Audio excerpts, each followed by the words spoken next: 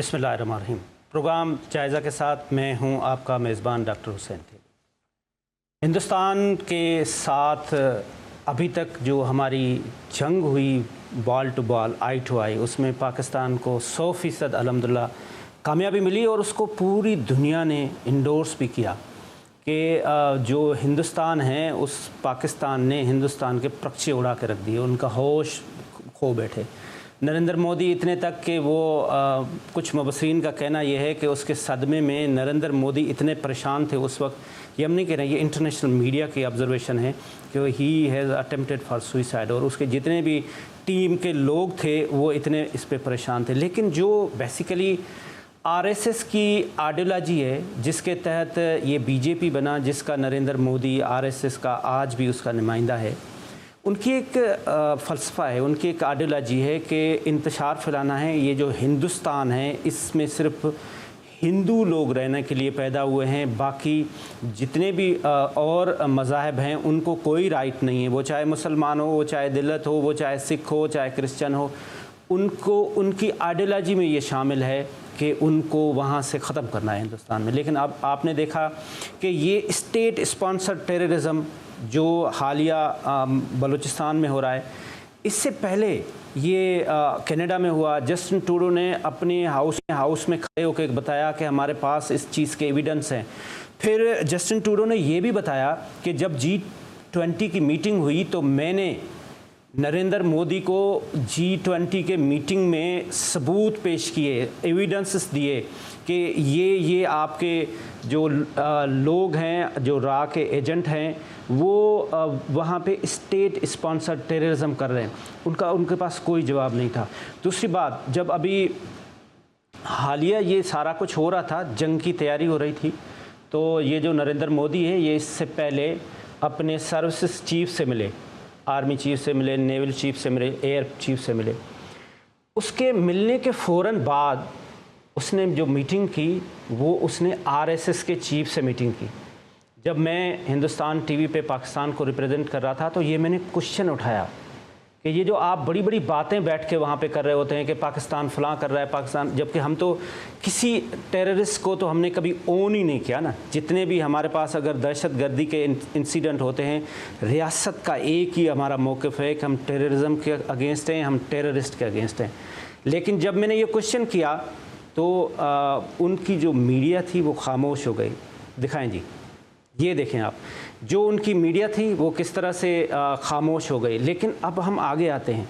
जब हिंदुस्तान को बुरी तरह से शिकस्त हुई, बुरी तरह से शिकस्त होने के बाद फिर उन्होंने वही प्रॉक्सी वार पे बिलीव करना शुरू कर दिया। आपने देखा कि अफ़गानिस्तान में उनके टोटल 2000 आदमी भी नहीं है, वहाँ पे उन्होंने 6 मिशन बनाए हुए थे, काउंसलेट बनाई हुई थी, एम्बेसी बनाई हुई थी। उसकी वजह क्या था? उसकी वजह सिर्फ एक ही थे कि वो वहाँ से बैठ के स्टेट स्पॉन्सर्ड टेररिज्म कर रहे होते थे। ये नरेंद्र मोदी की आइडियोलॉजी, जिसने आते साथ ही कश्मीर के अंदर जो 370 और 35A जब से ख़त्म किया तो वहाँ पे कश्मीर की आज़ादी का नाम लेना ऑफेंस समझाता था, उन लोगों के ऊपर FIR काटी जाती थी। लेकिन अब पूरी दुनिया उस बात को मानती है कि इन 2 मेजर जो न्यूक्लियर स्टेट हैं, वो डोनाल्ड ट्रंप साहब जिस तरह से इंडिया को ट्रीट कर रहे हैं, इक्वली हमें भी बराबर में खड़े कर रहे हैं कि भाई ये 2 पावरफुल है। उनके लिए हमें पता नहीं है पावरफुल है या नहीं है, उनके तो आपने राफेल भी देख लिए, उनके तो आपने फ़ौजी भी देख लिए। हमें अपने ऊपर फ़ख्र भी है, हमें अपना ऊपर कॉन्फिडेंस भी है कि हमारे पास तो ये कैपेसिटी भी है, कैपेबिलिटी भी है कि अगर हमें कोई मेली आँख से देखेगा तो हम उसकी आँख निकाल के रख देंगे। लेकिन इसमें जो सबसे बड़ा मसला इस वक्त है वो हमारा एक्सटर्नल थ्रेट तो है ही है, फिर इसके साथ साथ इंटरनल जो थ्रेट है, जो हमारे अपने लोग हैं जो मिसयूज़ हो रहे हैं उनके हाथों, आज उस पर भी हम तफसीलन बात करेंगे। हमें ज़रीन खान मक्सी साहब जो MPA बलूचिस्तान है, उसके साथ साथ पार्लियामेंट्री सेक्रेटरी हैं लॉ एंड जस्टिस के बलूचिस्तान से हमें ज्वाइन कर रहे हैं। सर आपका बहुत बहुत शुक्रिया मक्सी साहब। थैंक यू जी। इसके साथ साथ एम्बेसडर हसन हबीब साहब हैं, हमारे साथ स्टूडियो में बैठे हुए हैं। फॉरेन अफेयर्स पे अबूर है, उसके नाजिया अली हैं, एंकर पर्सन हैं, पाकिस्तान का मौक़िफ़ लेके बहुत डिफेंड करती हैं। आपका मैडम बहुत बहुत शुक्रिया। एयर कमोडोर रज़ा हैदर साहब हैं जो हमारे साथ मौजूद हैं, उनसे भी हम इसी वार पे बात करेंगे। सबसे पहले मक्सी साहब आपके पास आते हैं। ये जो अभी हालिया बलूचिस्तान में इंसिडेंट हुआ, कुछ हर चीज़ के रूल्स एंड रेगुलेशन होते हैं, लेकिन ये कैसे लोग हैं जो एक दुश्मन के हाथों मिसयूज़ हो रहे हैं और मासूम बच्चों के ऊपर, ख़वातीन के ऊपर और जिस तरह से अटैक कर रहे हैं, ये तो बलोच का ट्राइब का तो ये तो उसको शिवा नहीं देता कि इस तरह से करे। What is your take sir? Thank you for having me ji. Sir देखिए, मैं एक चीज़, जी आवाज़ आ रही है मेरी? जी आ रही है जी। मैं ये क्लियर करना चाह रहा था। देखें, ये इंडिया जो है खाली जंग नहीं हारी, ठीक। एक नैरेटिव हार गई है, एक जंग भी हार गई है, और जो इंटरनेशनल कम्युनिटी में जो फेवर था वो भी हार गई है। तो they are resorting to unconventional means. तो अनकन्वेंशनल मीन्स में ये स्टेट स्पॉन्सर्ड टेररिज्म जो है, एक इनका बड़ा पुराना एक कड़ी है जो इस्तेमाल करते रहते हैं। अभी भी जो हमने अटैक देखा है फ्रॉम जाफर एक्सप्रेस, जो ट्रेन अटैक हुआ था, अभी खुजदार में 2 दिन पहले जी मासूम नते बच्चों के ऊपर अटैक हुआ था। तो ये एक जो लोग हैं जो मिसयूज हो रहे हैं, जो इस्तेमाल हो रहे हैं, ये बलोचियत के नाम पे कर रहे हैं। मगर देखें, ये हम इनसे डिस्टेंस करते हैं। फर्स्ट ऑफ ऑल, ना ये कोई हमारे मजहब में है, ना कोई ये हमारे दीन में है, ना कोई हमारी इंसानियत में है, ना ये हमारी बलोचियत में। This is something I would like to make very clear. ठीक। And if they call this Balochiyat, तो फिर जी हम बलोच नहीं है, वो बलोच है, हम नहीं है। And I rather keep it like that. बिल्कुल और जी सही। एंड में एक और चीज देखें, इंडिया का असल चेहरा मैं समझता हूँ इंटरनेशनल कम्युनिटी में जाहिर हो गया। राइट। जो स्टेट स्पॉन्सर्ड टेररिज्म है, जो काफी सदियों से हो रहा है बलूचिस्तान में, कश्मीर में, ये मेरे ख्याल से वर्ल्ड स्टेज पे लोग एक्नॉलेज करना शुरू कर रहे हैं। और अल्हम्दुलिल्लाह से ये आगे भी होगा सिलसिला। जो हमारे फोर्सेस हैं, चाहे सरकार है, we are giving evidence, clear cut evidence कि पीपल आर बीइंग मिसयूज्ड। मैं बलूचिस्तान की बात करूंगा ऑब्वियसली, बिल्कुल ठीक। और there is a connection with hostile external enemies. Right. मक्सी साहब, एक छोटा सा ब्रेक लेते हैं और ब्रेक के बाद फिर आपसे बात हम कंटिन्यू रखते हैं। एक छोटा सा कमर्शियल ब्रेक।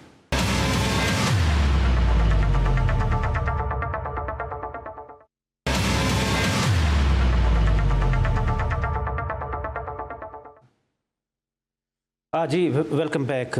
इसके मक्सी साहब से हम बात कर रहे थे कि जो बलूचिस्तान में ख़ास तौर पे जो इस वक्त इंतहा पसंदी, जो टेररिज्म, स्टेट स्पॉन्सर्ड टेररिज्म हो रहा है, और जो हमारे इस रीजन के ख़ास तौर पे जो सो कॉल्ड मुस्लिम उम्मा है, जो OIC है, वो उसको बैठ के तमाशे की तरह देख रहे हैं। वो चाहे फ़लस्तीन में हो, वो चाहे इसराइल में हो। और इसराइल में भी ये नेतन्याहू और ये नरेंद्र मोदी, इन दोनों का आपस में नेक्सस है, जिसके तहत ये पूरी एक आइडियोलॉजी के तहत वो वहाँ पे मुसलमानों के ऊपर जुल्म कर रहा है, ये यहाँ पे मुसलमानों के ऊपर जुल्म कर रहा है। और मैं इसके साथ साथ अप्रिशिएट करूँगा हमारे जो अफवाज पाकिस्तान हैं, उन्होंने अपने लिमिटेड रिसोर्सेज में इतनी ज़बरदस्त तरीके से परफॉर्म किया जिसकी कोई दुनिया में मिसाल नहीं मिलती। लेकिन ये स्ट्रेंथ, ये कैपेसिटी, ये कैपेबिलिटी, ये आपके पास जो एक्स्ट्रा ऑर्डिनरी सोल्जर्स होते हैं ना, वो क्रिएट करते हैं। मैं एक मिसाल देता चलूँ कि जब हलाकू ख़ान ने बगदाद के ऊपर अटैक किया, तो वहाँ का जो उस वक्त अब्बासी रूलर था मुस्तनसर बिल्ला, उसको उन्होंने शिकस्त दी। शिकस्त देने के बाद उसको उन्होंने एक पिंजरे में बंद किया।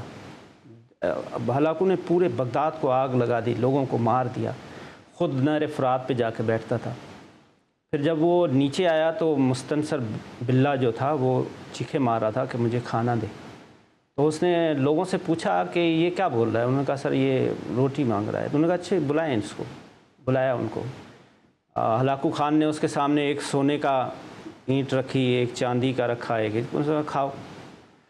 उसने कहा सर ये मैं थोड़ी खा सकता हूँ, मुझे तो रोटी चाहिए। उसने कहा फिर ये जब आपको नहीं खा सकते हैं तो ये आपने इतने ज़्यादा सोना, इतना ज़्यादा चांदी, हीरे इकट्ठे क्यों किए थे? आपने अपनी सिक्योरिटी स्ट्रांग क्यों नहीं की थी?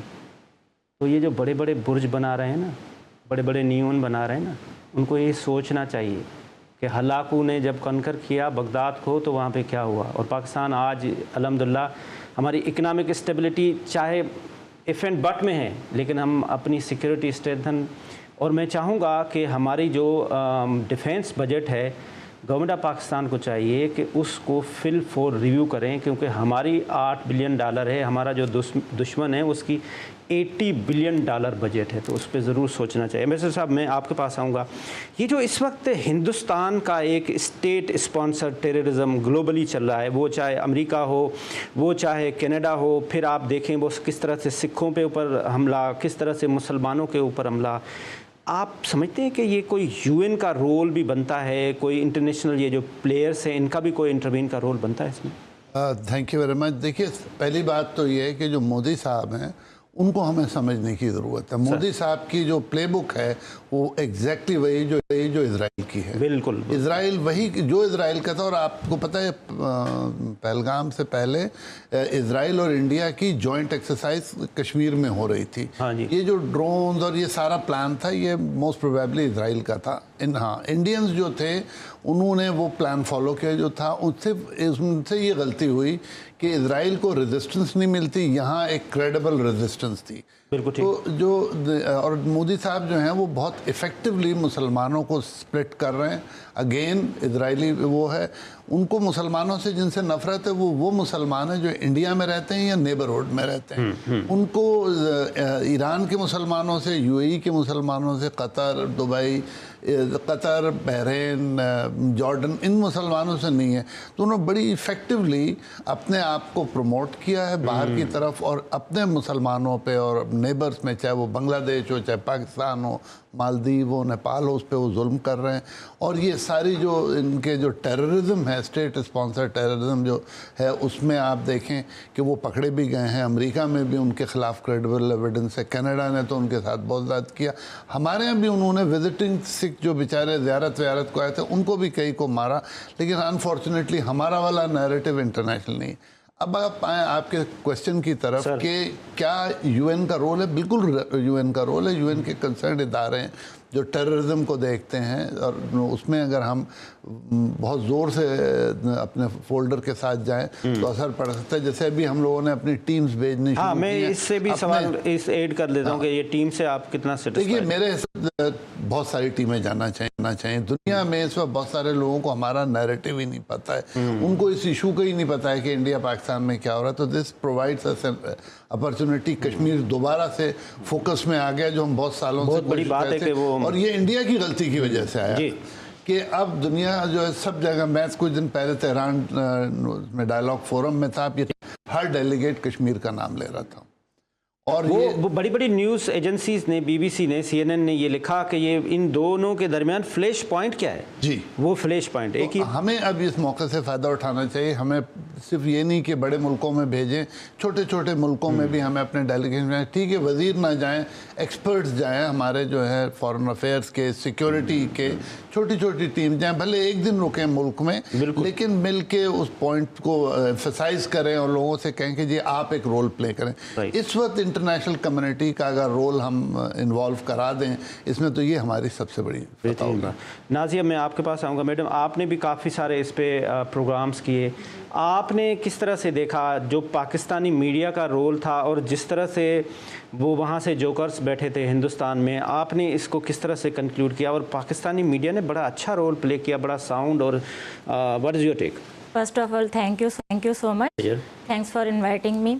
और इतना इम्पॉर्टेंट टॉपिक है, मैं हमारे नाजरीन का भी बहुत शुक्रिया ये अदा करूँगी कि जब एक पेज पर, वन पेज की हम बात करते हैं, अफवाज पाकिस्तान के साथ भी अपने मुल्क के साथ खड़े हुए मुश्किल हालात में, और हर इंसानी मुजाहिद दिखाई दे रहा था।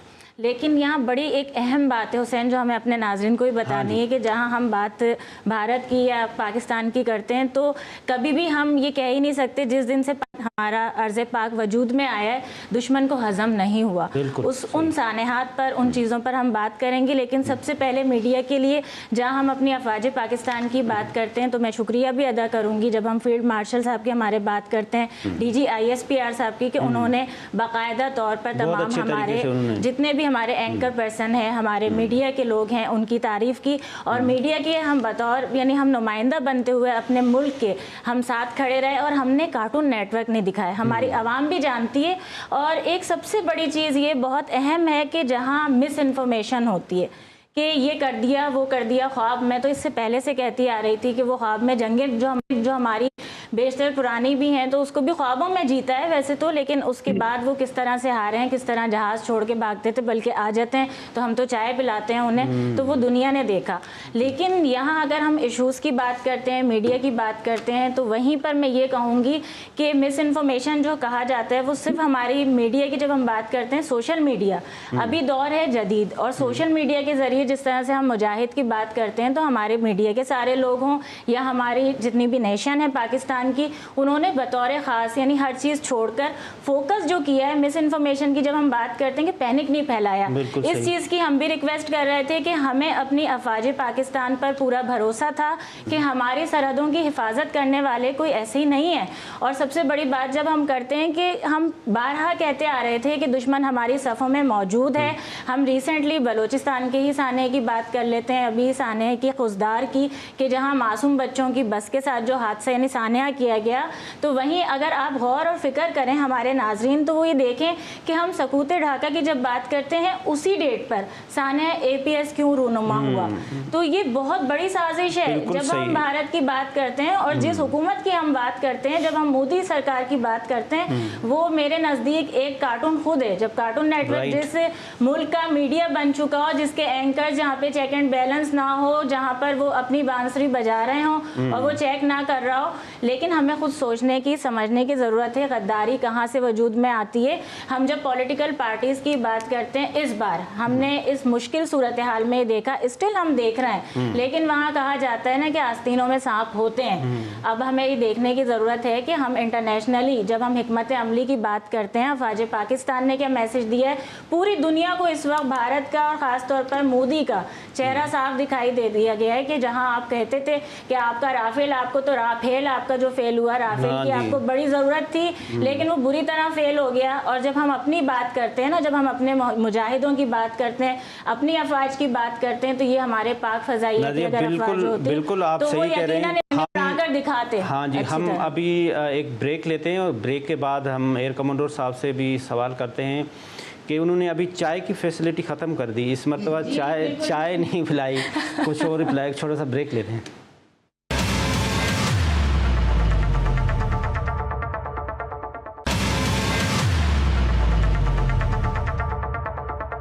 जी वेलकम बैक नाज़रीन। ब्रेक से पहले हम बात कर रहे थे कि इस मरतबा एयर फोर्स जो हमारी है, उन्होंने चाय की फैसिलिटी बंद कर दी, उन्होंने चाय वाय नहीं पिलाया, उन्होंने घुस के मारा। एयर कमांडर रज़ा हैदर साहब, मेरा आपसे ये सवाल है कि अब दुनिया, now world is an electronics global village, अब वो दौर नहीं है कि आप घोड़े पे चढ़ के तलवार लेके और जंग करने जाएं। अब सारा ये इंजीनियरिंग का दौर है, अब ये सारा सिस्टम का दौर है, और उसका सबसे ज़्यादा जो रोल है वो आपके डिपार्टमेंट जो एयर फोर्स है। तो हमारी कैपेसिटी, हमारी कैपेबिलिटी और हिंदुस्तान की स्ट्रेंथ, कैपेसिटी, कैपेबिलिटी और उनके एक्सपेंस, और थोड़ा सा इसका आप मुझे कंपैरिजन दें प्लीज़। जी डॉक्टर साहब, बहुत शुक्रिया आपका प्रोग्राम में दावत देने का, और बहुत ही आपने अच्छा सवाल पूछा है। Competition and war calculus. देखिए, जब भी कोई मुल्क ये प्लान करता है कि मैंने दूसरे मुल्क पे अटैक करना है, तो कुछ वॉर कैलकुलस करता है, जिसमें सबसे पहले देखता है कि मेरा पॉलिटिकल एम क्या है और क्या मेरी मिलिट्री की स्ट्रेंथ काफ़ी है उस पॉलिटिकल एम को अचीव करने के लिए। अब अगर हम इंडियन आर्मी की बात करें, जिस तरह आपने प्रीएम्बल में कहा, तो उनका 80 बिलियन 74 या प्रिसाइजली उनका $1 बिलियन बजट है, 14 लाख उनका एक्टिव पर्सनल है, 4th army biggest army in the world है, और that army has been develop for 2 front war, वो चाइना पाकिस्तान दोनों के लिए डेवलप की गई है, और उनके बड़े अज़ाइम है, उन्होंने क्वाड भी ज्वाइन किया हुआ। ये तो है इंटरनेशनल ऑब्जर्वर्स के जो पॉइंट ऑफ व्यू। लेकिन जब हम मोदी के लेंस से देखते हैं, प्राइम मिनिस्टर मोदी के लेंस से आर्मी को, तो वो इस तरह से देखते हैं कि हमने आर्मी पे इतना इन्वेस्ट किया है, तो हमारी हिंदुत्व आइडियोलॉजी को ये आर्मी आके लेके चले और ये हमारे लिए जो हमारा हिंदुत्व आइडियोलॉजी का वायलेंस और हेट का जो पॉलिटिक्स है, उसको प्रमोट करे। अब जब यहाँ पर बात आती है ना, तो फिर आर्मी के अंदर वो मोटिवेशन नहीं आती जो एक जस्ट कॉज की मोटिवेशन। अच्छा, same word goods for navy and air force.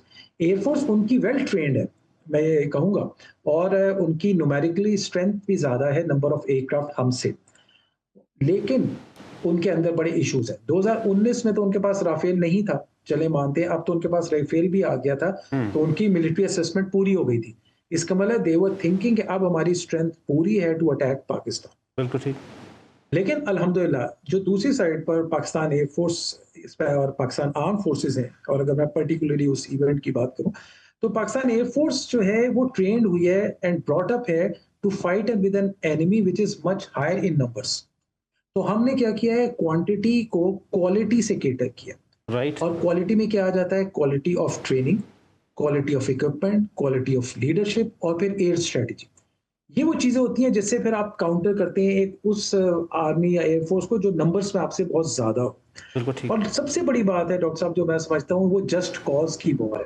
Sir. ये मार्का हक है हमारी, क्योंकि Exactly. इंडियन आर्मी या एयरफोर्स जो है वो हिंदुत्व के लिए लड़ रही होती है, हम एक जस्ट कॉज के लिए लड़ रहे होते हैं।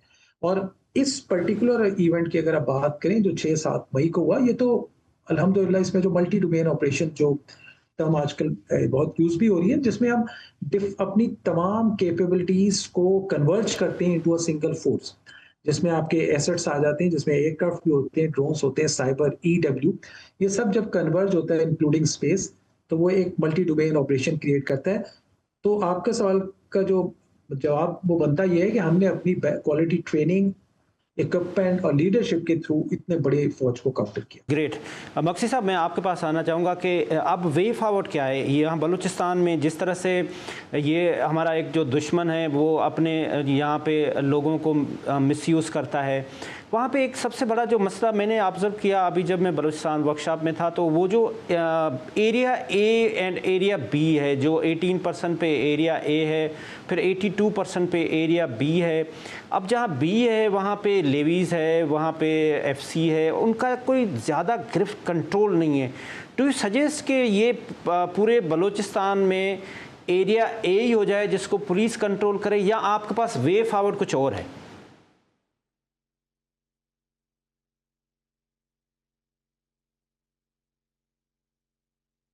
मक्सी साहब, आप सुन पा रहे हैं? जी देखें, regarding area A and area B, मेरा जो राय है इट्स परफॉर्मेंस बेस्ड। ठीक। परफॉर्मेंस बेस्ड के इफ देखें आप, पुलिस का जो एरिया है वो छोटा है, मगर सिपाही और जो फोर्स है it's more in numbers. The budget is also bigger. Levies is not as well trained, doesn't have that equipment, वो कैपेसिटी नहीं है। And at the end of the day अगर आप परफॉर्मेंस आप टैली करें, which is my viewpoint, तो फिर obviously the police outshines ladies, इसमें कोई शक नहीं है। However, इसका दो solutions हैं, या आप फिर लेवीज को मर्ज कर दें पुलिस में, ठीक है, which is मैं समझता हूँ थोड़ा सा हार्श एक राय है, एक हार्श एवेन्यू है। दूसरा राय ये है मेरा कि जो स्ट्रक्चर पुलिस में है, you have a DIG, you have SPs, you have an IG, वही स्ट्रक्चर आप लेवीज में इंट्रोड्यूस करें। और फिर जो कैपेसिटी बिल्डिंग है, इक्विपमेंट देना है या ट्रेनिंग करना है लेवीज के लिए, वो फिर आप दे सकते हैं। फिर आप एक इक्वल या प्रोपोर्शनेट आप कंपैरिजन कर सकते हैं। ये हुई बात ए एंड बी एरियाज की। ये मेरा पर्सनल राय है, इसमें ये गवर्नमेंट का स्टांस नहीं है। ठीक ठीक। अच्छा, आप कह रहे हैं वे फॉरवर्ड, ठीक है। बलूचिस्तान के डायनामिक्स बड़े कॉम्प्लेक्स हैं। राइट। मैं कहता रहता हूं, मैं महफिल में बैठता हूं चाहे असेंबली में, देखें हमारे बलूचिस्तान में, इस मुल्क में 100 इख्तलाफात होंगे, मसले बेशुमार हैं जी। बलूचिस्तान में differences of opinion, polarization in the government, in the how to tackle things. मगर मैं एक रिक्वेस्ट करना चाहता हूं और अपने बलोच भाई बहनों को मैं ये कहना चाहता हूं, जब बैरूनी दुश्मन के ऊपर बात आती है, when it comes to our external enemies, there should be no compromise. ठीक है, सारों को इकट्ठा खड़ा होना चाहिए, अपने मुल्क के साथ खड़ा होना चाहिए और अपने फौज के साथ खड़ा होना चाहिए. And if they don't, then they are severely misguided. जो फौज और मुल्क के साथ नहीं खड़ा हुआ, वो खैर खा नहीं है इस मुल्क का, या वो मिसगाइडेड है. बिल्कुल सही, बिल्कुल सही. Clear and crystal message Maksi साहब. मिर्ज़ा साहब, मैं आपके पास आऊँगा. जिस तरह से अभी लॉबिंग फर्म से इंडिया ने हायर किए हैं, मुझे अभी वाशिंगटन में मुईद यूसुफ मिला. मैंने उससे पूछा, मैंने कहा ये डोनाल्ड ट्रंप साहब क्या कहता है 800 साल और 1000 साल और ये, उससे कहा ये डेलिब्रेट है, ये हिंदुस्तान यहाँ पे बैठ के ये पोर्ट्रे करता है, ये कोई स्लिप ऑफ टंग थोड़ी है.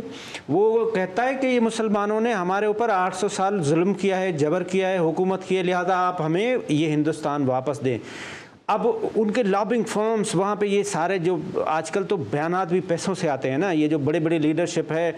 अब कल जिस तरह से उसने साउथ अफ्रीका के बिठाया, वो सारे उसके पीछे ऐलान मस्त था, जो क्योंकि वो कंसर्न उधर उसके. हमें क्या करना चाहिए, पाकिस्तान को इसमें इस वक्त क्या करना चाहिए? देखिए, सबसे बड़ा हमारा प्रॉब्लम ये है कि हमारा नैरेटिव जो है वो एक्सेप्ट ही नहीं हो रहा है. हमने अपने जो रिस्पॉन्सेस क्राफ्ट नहीं किए हैं. इंडियन आज से नहीं, हमेशा से कांग्रेस में और हाउस में, दूसरे हाउसेस में बड़े एक्टिव हैं. उनके पास पैसा भी ज़्यादा है, वो लॉबिंग भी करते हैं. हम जब लॉबिंग करते हैं तो वो लॉबिंग बजाय मुल्क के लीडर्स की होती है, अनफॉर्चुनेटली. तो हमें बहुत अपने एक्ट को दुरुस्त करने की ज़रूरत है. ये इस वक्त हाइब्रिड वॉर में हम फंस गए जाके, जिसमें हर तरह का दुश्मन है. कोई नज़र आ रहा है, कोई नहीं नज़र आ रहा है. बोनापार्टिस्ट भी हैं हमारे आस्तीन के में, अपने भी लोग ऐसे बैठे हुए हैं जो जिनके बारे में कहते हुए भी शर्म आती है. तो हमें भी प्रोफेशनल तरीके से अपने नैरेटिव को क्राफ्ट करना चाहिए. अभी जैसे मीडिया की बात हो रही थी, मीडिया ने बहुत एग्रेसिव और पॉजिटिव रोल किया है और बहुत रिस्पॉन्सिबल रोल किया है. हमें इनको सपोर्ट करना चाहिए और इनकी मदद से हम सारे दुनिया में, और कोशिश करें कि जो जितने भी हमारे मीडिया हैं उनको बाइलिंगुअल बनाएं. सही. अभी क्या है, हमारे पास उर्दू मीडिया बहुत स्ट्रॉन्ग है, लेकिन अंग्रेज़ तो नहीं समझते. हाँ जी, बिल्कुल. तो हमें चाहिए कि हम इन्वेस्ट करें, जहाँ हम अपनी फ़ौज पे इन्वेस्ट कर रहे हैं जो ज़रूरी है. इसके अलावा गवर्नमेंट पे करते हैं, तो हमें मीडिया पे भी उनकी ट्रेनिंग्स हो रही हैं, आप लोग की बात से हमें पता है. तब हमें चाहिए कि हम अपने मीडिया को ट्रेन करें कि वो अपना नैरेटिव दुनिया में फैलाएँ through social media, through satellite, और हम सारी दुनिया को बताएं कि हम किस तरह के लोग हैं. और ख़ास तौर पे कश्मीर में जो इंडिया का नेगेटिव रोल है, जो उन्होंने जुल्म किया है लोगों पे आज से नहीं कब से. और देखिए, जहाँ आपके जो सवाल में था कि वो कह रहे हैं कि मुसलमानों ने 800 साल हुकूमत की, मुसलमानों ने जो स्टेबिलिटी इंडिया को दी है, जिसमें मंगोलों को भी शिकस्त दी गई है. अगर मंगोलों को, देखिए 6 जंगें हुई हैं मंगोलों से, खिलजियों की. अगर वो किसी एक जंग में जीत जाते तो इंडिया का दूसरा नक्शा होना था. जो तबाही दुनिया में हुई थी वो इंडिया में नहीं हुई. पहली जंग सियालकोट में हुई, आखिरी जंग पानीपत में हुई. इतने एरिया में 6 जंगों में खिलजियों ने इनको क्रॉस नहीं करनी. तो इंडिया को तो हमारा एहसानमंद होना चाहिए. और सारी जो इंडिया की तरक्की है वो तो मुगलों के दौर में हुई आके. तो हमें इन चीज़ों को पोर्ट्रे करने की ज़रूरत है कि किस तरह से मुसलमानों की वजह से इंडिया है, यूनिटी है. नहीं तो इंडिया की हिस्ट्री में ये सब तो नहीं था ना. नाज़िया, आपने एक चीज़ देखी होगी मैडम कि जिस तरह से DGISPR ने आके घंटे 1.5 घंटे की प्रेजेंटेशन, उसके साथ उन्होंने फिर इंटरनेशनल मीडिया को बुलाया, फॉरेन ऑफिस के जो एम्बेसडर्स थे उनको सबको बुलाया, प्रेजेंटेशन दी और पाकिस्तान का केस एक बहुत अच्छे तरीके से पेश किया और मीडिया ने भी इतना ही अच्छा रिस्पांस दिया. लेकिन हम इस कंटिन्यूटी को कैसे लेके जाएं जो हम आपस में वो कर रहे होते हैं ना. तो हमें, जिस तरह से एम्बेसडर साहब ने कहा कि हमें पाकिस्तान को, बहुत अच्छा सवाल है. और इतनी देर से, क्योंकि जाहिर सी बात है कि आपका हमारा काम ऐसा है, और स्पेशली जब आप भी ट्रेनिंग्स की बात कर रहे हैं, नेशनल डिफेंस यूनिवर्सिटी की हो या नेशनल सिक्योरिटी वर्कशॉप बलूचिस्तान की, तो जब बतौर एंकर पर्सन वो ट्रेनिंग्स हम लेते हैं तो हमें नो हाउ होती है पॉलिसीज़ की. और बेशुमार ऐसी चीज़ें होती हैं जो हकाइक मेरा ख्याल है कि हमारी आवाम के, नाजरीन के, लोगों के सामने नहीं होते, लेकिन वो जो क्रिटिसाइज़ कर रहे होते हैं, वो दुश्वारियाँ हम सब बाखूबी वो जानते हैं. तो वहीं हुसैन, सबसे बड़ी बात ये, जब हम नैरेटिव की बात कर रहे हैं ना, तो इसी को कंटिन्यू करने में कहूँगी मैं कि इस वक्त अगर हम इंडियन मीडिया की ही बात करें कि उसके बाद अभी वो कौन सी वीडियोज़, कौन सी चीज़ें, हमारी इंटरनल प्रॉब्लम्स कहते हैं ना, जब अंदर से आप यूनाइटेड नहीं होंगे, वीक पॉइंट्स होंगे, तो पॉलिटिकली जब हम 23 की बात करते हैं हमारी 9 मई की, तो वही सानिया 9 मई कि अब वहाँ से उठाकर वही सारी चीज़ें बताया जा रहा है, पॉलिटिकली स्टेटमेंट्स। तो उसके लिए मैं ये मैसेज दूंगी, हमारे ही सारे यानी एंकर पर्सन है, हमारे जर्नलिस्ट हैं, मीडिया पर्सन के खुदारा अब उस चीज़ से निकलें आप लोग। यूनाइटेड होने की ज़रूरत है कि दुश्मन हमारा यानी वो हमारे यानी हमारा कौमी वो नहीं है, पॉलिसीज़ नहीं है मुल्क की कि जो आप सियासी सतह के ऊपर के एक दूसरे को आप कुछ कह रहे हैं तो दुश्मन किस तरह यूज़ कर रहा है। इस वक्त इतना मोहतात होने की ज़रूरत है। सही फरमा रही हैं। जो इंडियन मीडिया ने ख़ास तौर पे हमारे पोर्ट पे कब्ज़ा कराया लाहौर के उसका मुझे बड़ा अफसोस है कि लाहौर के पोर्ट पे इंडिया का कब्ज़ा नहीं होना चाहिए था, लाहौर के समंदर पे इंडिया का तो ख्वाब में उन्होंने वो यहाँ कराची पे भी सब कुछ कर लिया था। मैंने कहा साहब मैं आपके पास आना चाह रहा हूँ। अब आप फ्यूचर देखें तो ये now world is an electronics global village, हमारी प्रिपरेशन क्या है? क्योंकि इसने नहीं बैठना, ये जो नरेंद्र मोदी है जिसका जंगी जुनून है, जिसकी पैदाइश में ये है।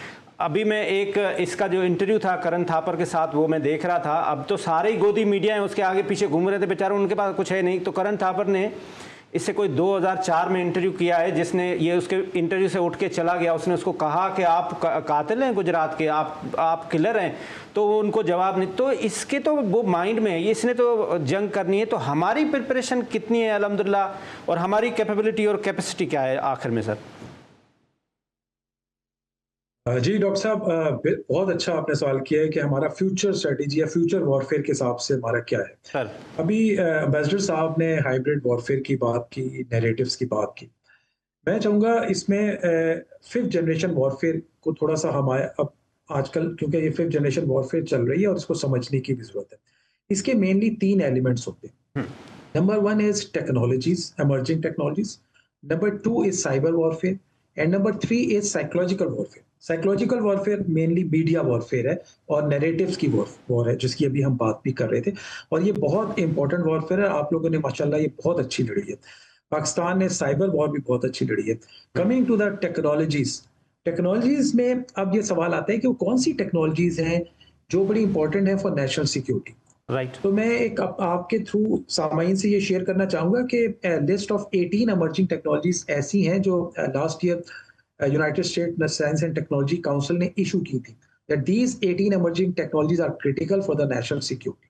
उसमें mainly artificial intelligence, space, drones, cyber, hypersonic, quantum computing, integrated networks, ये 18 है में से मैंने कुछ आपको नाम दिया। ये वो हैं जो मिलके एक 5th जनरेशन वॉरफेयर की कंपोजिशन करती हैं। और अगर मैं यहाँ पे ड्रोन्स की बात करूँ तो आप देखें तो इंडिया ने ड्रोन्स अटैक किए, हारोप और हीरोन के 2, हारोप किलर ड्रोन था। तो अब killer drone, UCAV, UAV, swarm drones की डिफरेंट टाइप्स हैं, और ड्रोन वॉरफेयर फ्यूचर की ड्रोन का एक बहुत फ्यूचर वॉर का बहुत इंपॉर्टेंट हिस्सा है। सिमिलरली स्पेस यूज होता है for ISR, intelligence surveillance reconnaissance, जो पूरी आपको तस्वीर देता है पूरी इस वक्त नीचे हो क्या रहा है, वो स्पेस से आ रही होती है। ये वो सारी चीजें अल्हम्दुलिल्लाह जिस पर पाकिस्तान बहुत अरसे से काम कर रहा था, और उस दिन हमने उसका नमूना भी दिखाया in a form of a multi domain operation. और मल्टी डोमेन ऑपरेशन यही होता है कि डिफरेंट टेक्नोलॉजीज को आप कन्वर्ज करते हैं इनटू अ सिंगल टारगेट। तो अल्हम्दुलिल्लाह we are ready for it.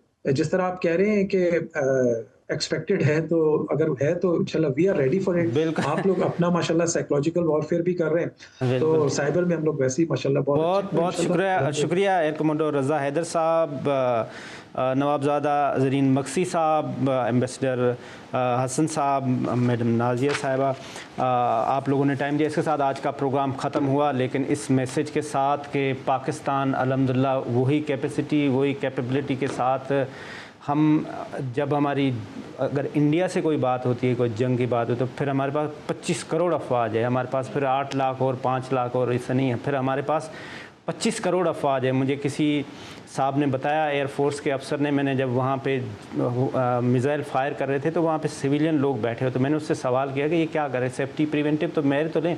उससे कहा भाई लोग घरों से अपनी लाइसेंस की गन्ने लेकर आ गए, उन्होंने कहा हम जाएंगे इंडिया से लड़ने, आप होते कौन है कि हम इनको रोकें। भाई लोग तो ऐसे जज्बा है।